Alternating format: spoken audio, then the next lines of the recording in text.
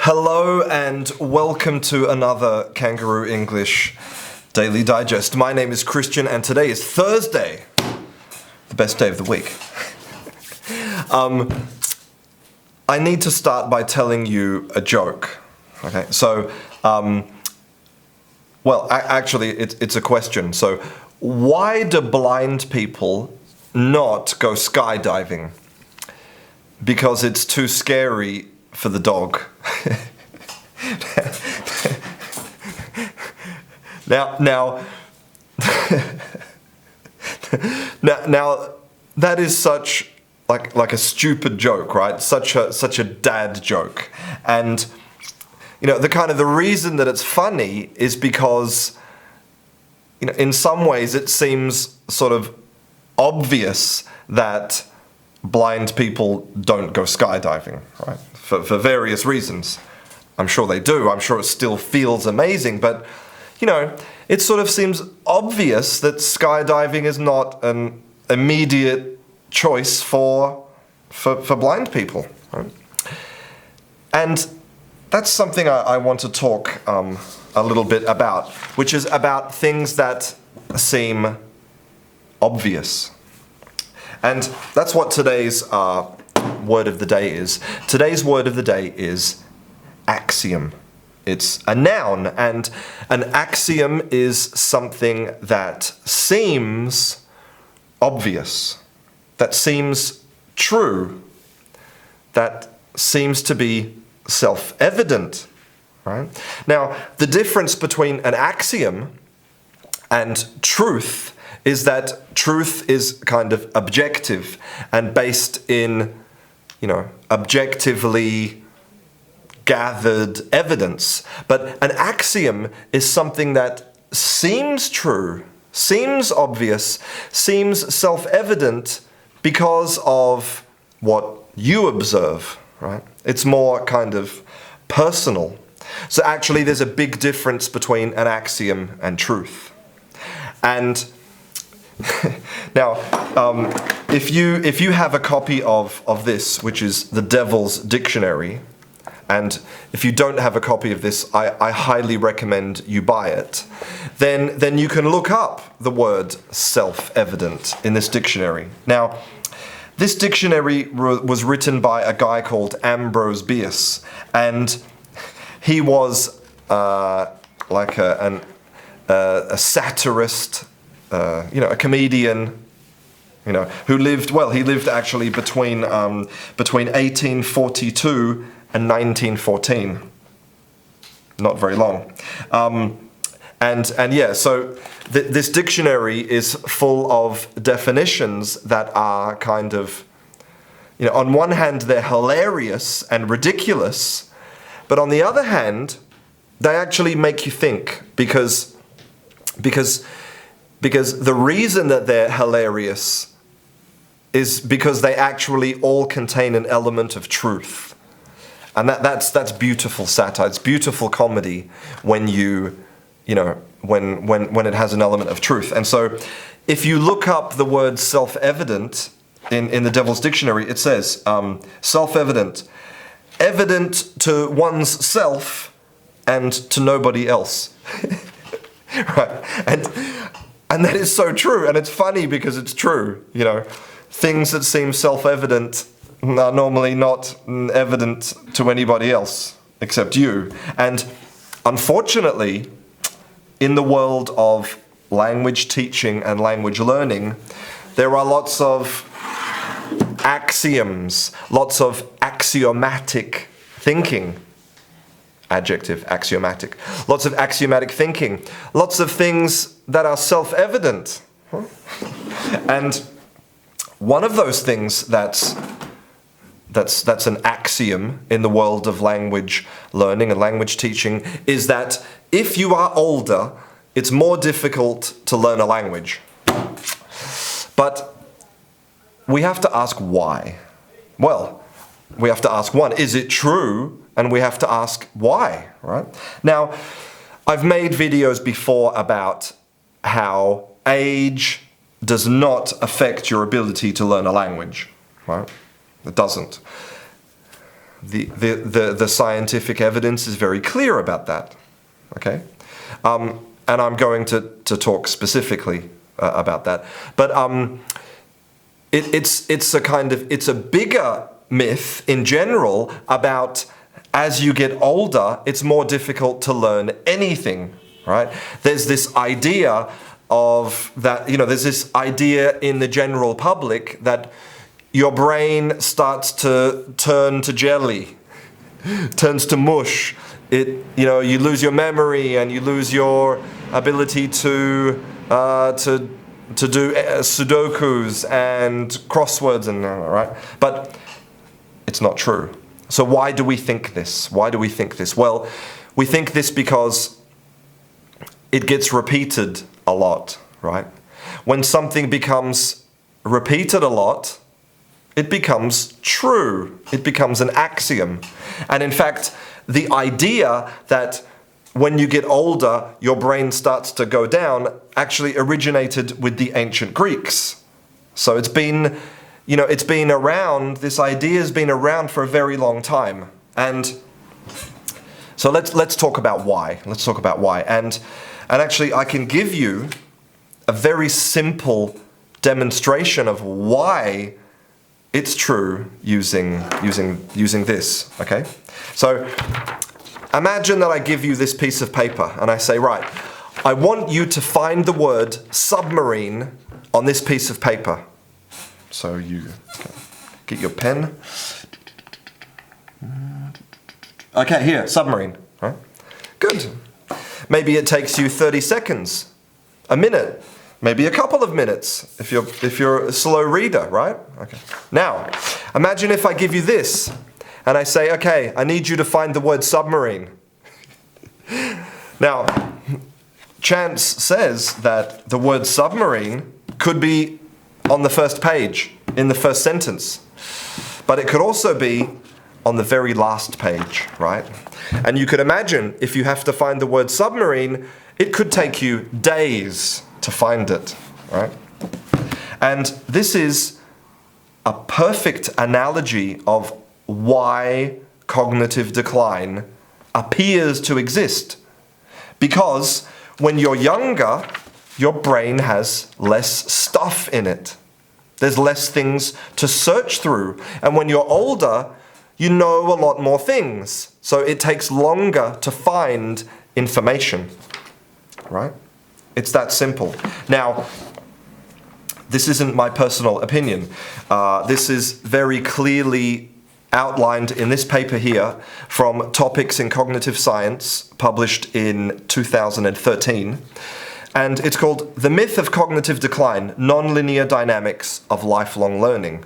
Okay, and there's actually a really beautiful example of how this works in here. So now, I know that a lot of people who are watching this video, you are in the intermediate stage of language learning. So we can draw language learning, okay, like this. So here's time, here's ability, okay, and language learning looks like this, okay. The science has shown that that's how everyone learns languages. Monolinguals, bilinguals, trilinguals, immersion, non-immersion, it all looks like this. And so at the beginning, it's fantastic. This period is beautiful. You're learning a lot of stuff really quickly. And then, bum, bum, boom, we hit the intermediate stage. And you feel like you're not learning anything. You're not progressing. Demotivating, horrible phase. Okay, so why does it look like this? Okay, and again, it's very elegantly outlined in this paper. And to talk specifically about vocabulary, right? Vocabulary in all languages, not just English, works on the basis of something called Zipf's law, okay? So Zipf's law is a power law, okay? So it actually looks like this, the opposite. And so instead of time and ability, we're going to replace that with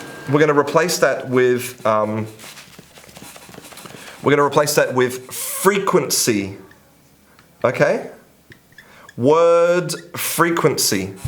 Okay? So what it means is that words that are very common are used more than words that are very uncommon. Now, that seems like a very obvious thing to say, but what it means is that, for example, the number one most common word in English is used twice as much as the second most common word, which is used twice as much as the third, twice as much. So very quickly, you have this.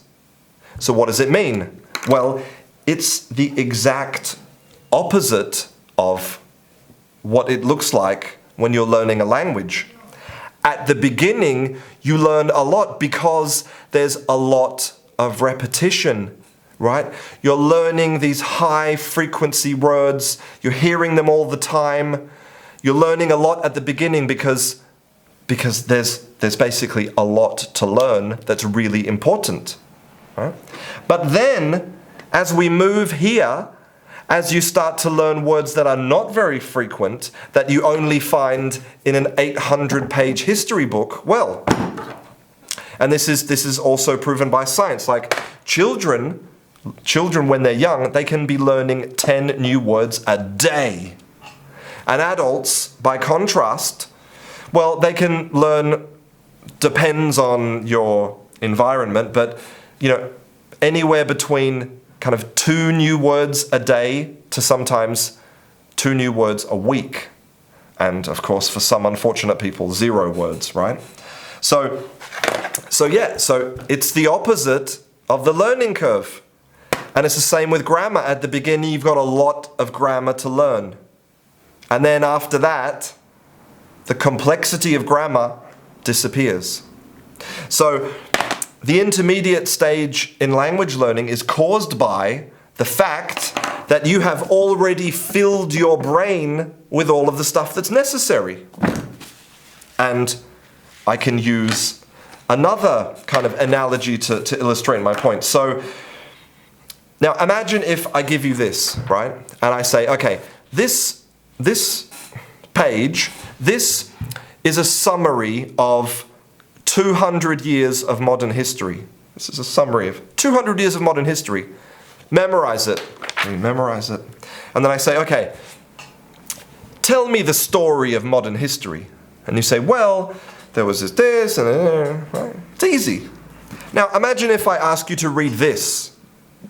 2 centuries, a profile of modern history, right? 900 pages of modern history. And then I say, well, give me a summary of modern history. That's not easy. There's so many stories. There's so many nuances. There's so many gray areas. There's so many interconnecting factors, You can't give me an easy summary. And again, it's the same thing. It's the same thing.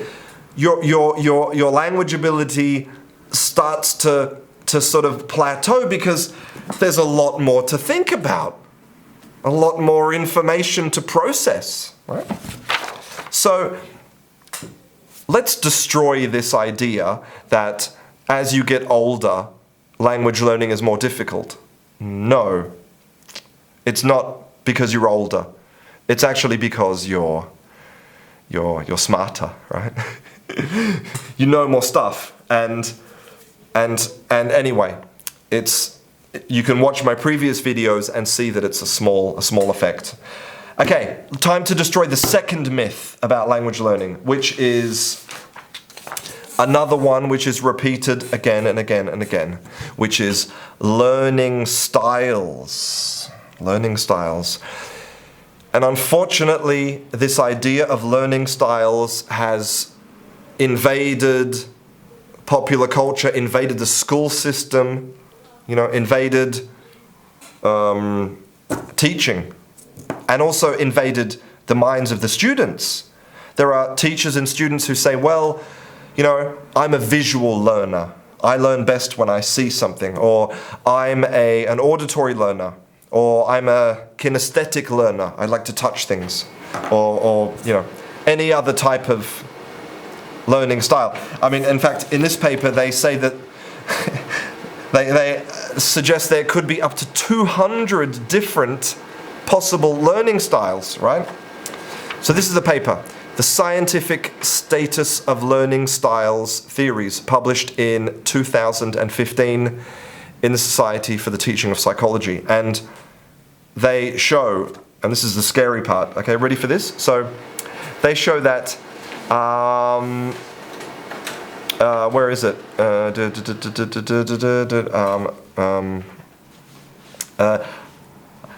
Over 90% of teachers in 5 countries agreed that individuals learn better when they have their learning style catered to. 90% of teachers. So it's really important for you to know that learning styles have no scientific evidence. 0. And if you want to read about it, you can read about it here. So basically, it may appear that there's learning styles, but actually what the science shows is that you learn a task better when the teaching of that task matches the type of task. Wow, that was a terrible explanation. What I mean is, if you're practicing, listening, then you do that in an auditory way, right? If you're practicing, learning vocabulary, then you would do that in a different way, right? And there's a beautiful illustration here in the paper. And one example I can give you is this, which I talked about in my live class yesterday, is that people learn vocabulary better when they incorporate the vocabulary into a story that they tell. So, for example, 93% of the people in the study remembered the vocabulary if they made it into a story, and only 13% of people remembered the vocabulary if they memorized a list. Okay? And this is completely independent of learning styles. Right? So what it means is that the way you teach each specific thing is important, and the learning style doesn't matter. For a start, there's no evidence learning styles exist, for a start. And in fact, I was speaking to Ben Ambridge last week, who is a psychology professor, and the example he gave was that you cannot learn architecture by dancing about it. If you are if you say that I'm a movement learner, I need to move to learn. Well, you're not going to learn architecture by dancing.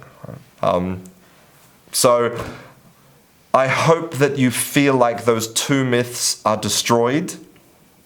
I hope you understand why they are destroyed, and so you can be a better student and a better teacher. And if your teacher starts talking about some of this stuff, you say, hey, it's not true. Send them to me. Thank you very much for watching this Daily Digest.